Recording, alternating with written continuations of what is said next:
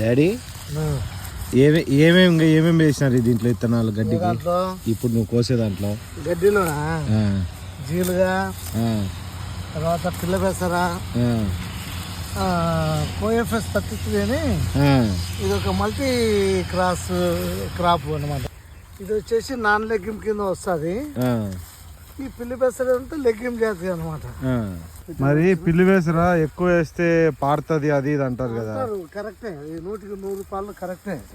కాకపోతే మనము తగిన మోతాదులోనే వేసుకోవాలి. ఒక పూట అంతా రాత్రి కానీ పగలు కానీ ఒక పూట అంతా ఒరిగడ్డి పెట్టి ఒక పూట ఇది పెడితే కొంచెం బాగానే మంచి.